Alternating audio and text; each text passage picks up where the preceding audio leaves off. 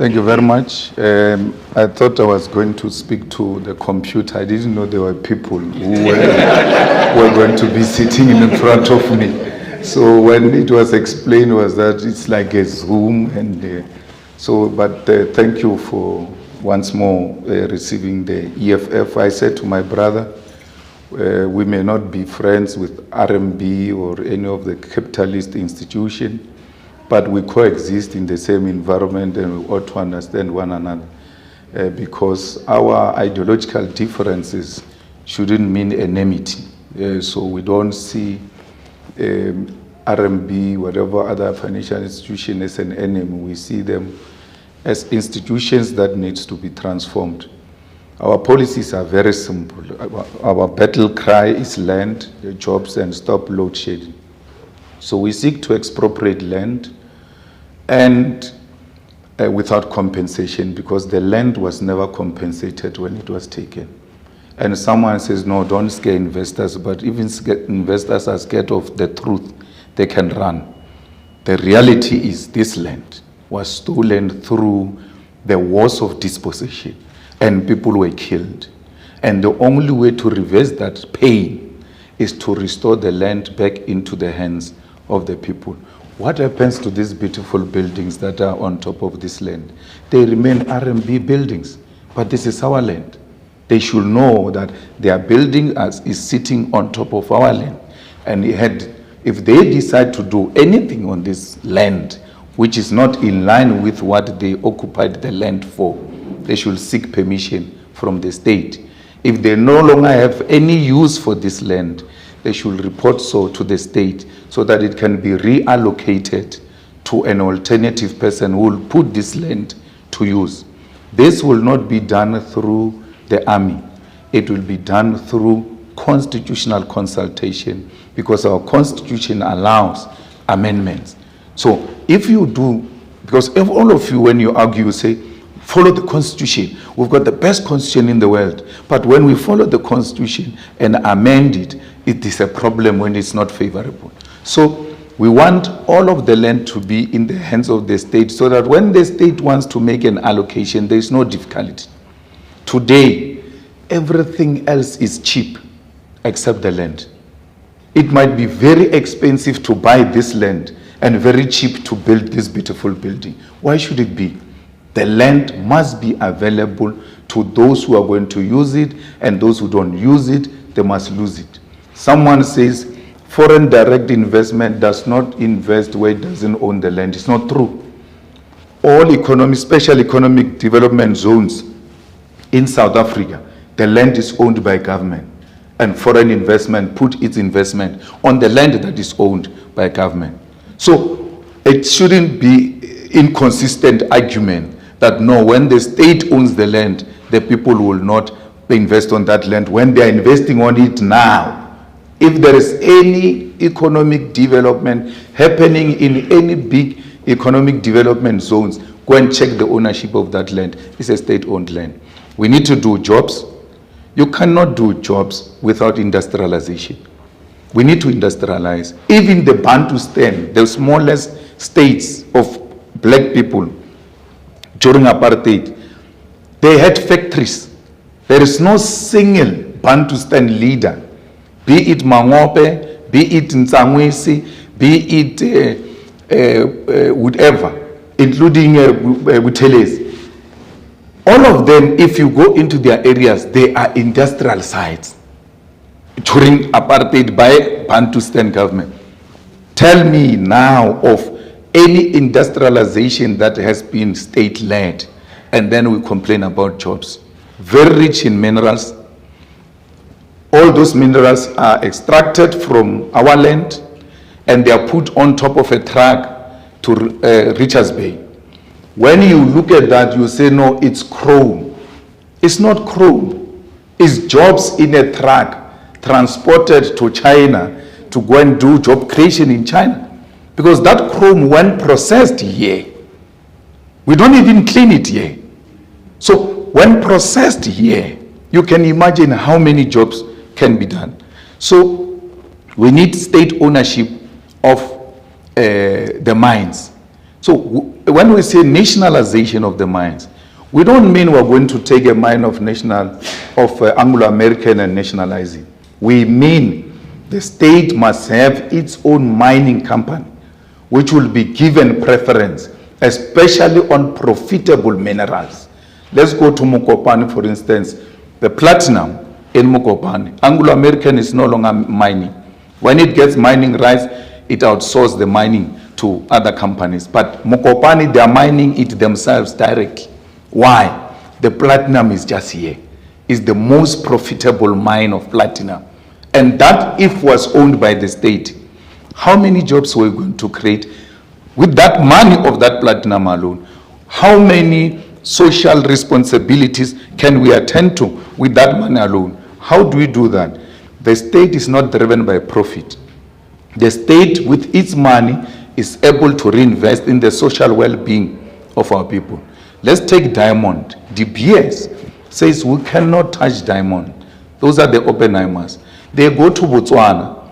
They give the government of Botswana 50% ownership of the diamond. When it comes to South Africa, the same company owned by the same people are refusing to do that. What does the government of Botswana do with the 50% profit they make in the diamond? They invest it in the social beings of the children of Botswana. All children of Botswana, everywhere in the world, get a stipend every month. When I was in Washington, D.C., some other time in my previous life, in a wrong organization, I happened to come across the Botswana students and I sat with them. At that time, they were getting 5,000 rand, apart from everything else being paid for. 5,000 rand. My mother went to the grave without earning 5,000 rand. Students are given 5,000 rand from minerals. The last point is with regard to load shedding. We are told, leave coal, go for green, go for alternative energy. We're not opposed to that. But we're not going to go for anything new without a base. Coal is our base. And when we break new ground, you can't break new ground without having a base. You consolidate your base and then you break new grounds. If green is going to give me 1,000 megawatts, then I can go and close a coal power station of 1,000 megawatt capacity because I've already developed alternative of 1,000 megawatt. We are made to celebrate nonsense, but people are shutting down power stations, and then from there they don't know where to get an alternative source of energy. We can't allow that. So the same coal that we must not use, we're even given money not to use it, gets into the trucks. Where does it go? Leave China because you hate it. It's going there, that's fine. But it's also going to Germany. It's also going to UK. There was a debate that UK is actually trying to revive one of its biggest coal power stations. They are getting from the same coal that we have signed that we must not use it. As a result, we don't have electricity. Secondly, the power stations must be security national key points. So whoever works there must have a security clearance so that we will not sabotage from that strategic position. But these power stations must be serviced and maintained. The maintenance money and servicing of power station must not go into the pockets of the people. The power station must have people who are well capacitated, qualified engineers, and even if it's cadre deployment, nothing wrong with it. It ought to be on merit. As long as you've got the proper qualification, whether you are ANC or not, get the job. There is a person there who decides that we are going to level 6, stage 6, stage 3, stage 6, stage 1.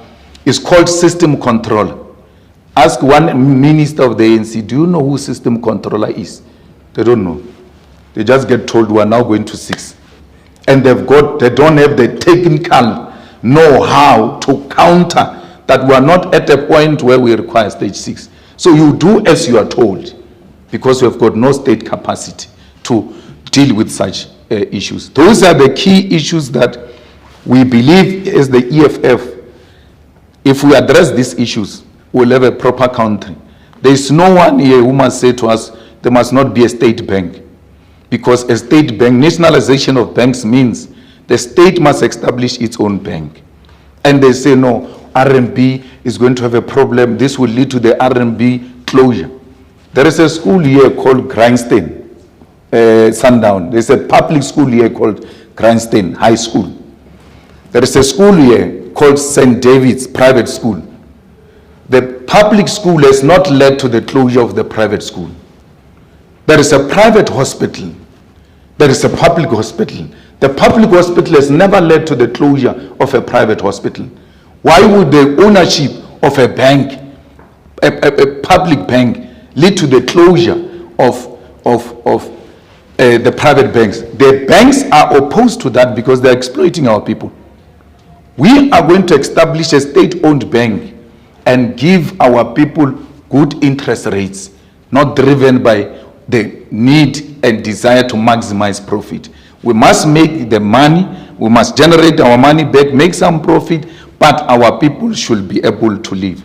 Our teachers, our nurses, even doctors, no, let's leave doctors, teachers, nurses, and these civil servants don't qualify for cars, don't qualify for houses.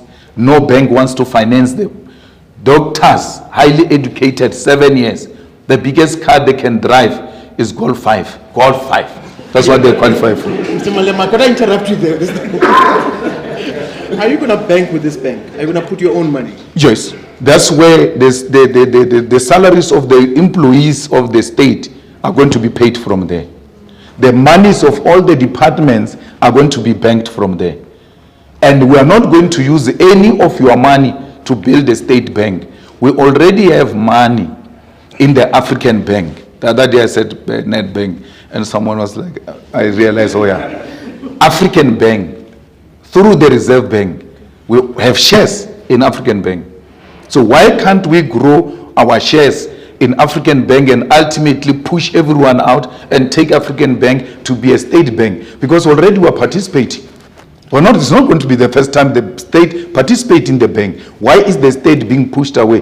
The state is being pushed away because private financial institutions are scared of competition. They thrive through colluding. So